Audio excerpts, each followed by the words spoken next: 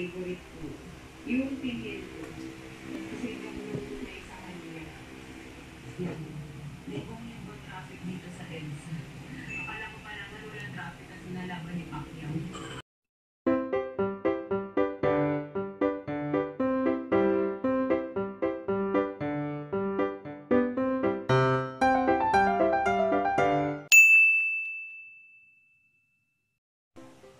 Hi, welcome to my blog. And today's video is all about fake nails. Ito yun. Ito yung sinasabi ko mga fake nails.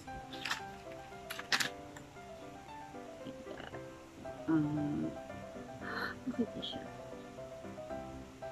Yan. Ito pang toast to eh. Actually, marami na akong ganitong nabili. Yung iba gamit ko na. And, ayan siya, oh. Ito pa. Ayan. At marami pang iba. Yung iba. Pero ngayon, yung gagawin natin, may pang ganito pa nga ako eh, oh. Ewan ko para saan to, pero nabili ko siya sa Shopee. Yung ibang nails sa Lazada, pero mostly sa Shopee. Pero ito ngayong gagawin natin, at yung papakita ko sa inyo, is, kasi mahal sa mga parlor pag nagpa-nail extension ka, diba? Abutin ka ng mga nagre-range siya sa mga 2,500, 5,000 pataas. Yun ang pagkakalam ko. Well, etong very affordable, sasabihin ko sa inyo, ituturo ko or sasabihin ko, is tong long fake nails na to, is mabibili sa Lazada for only, siguro mga 100 plus lang to, and then, kailangan mo ng, ganyan. Yan, o mura lang to 38 pesos. And then, kailangan mo din ng glue para dito. Para dumikit siya. Ayan siya. Ayan. Diba? Oh! Hirap mag-focus. Basta, ito ang kailangan. 100 pieces na siya. So, marami-rami mo na rin times na magagamit. Pwede reusable, pero kasi kung lalagyan mo ng ganito, tapos, diba, hindi mo na siya magagamit ulit. Ganyan ang itsura niya. Ganyan siya. Pag dumikit siya, ganyan.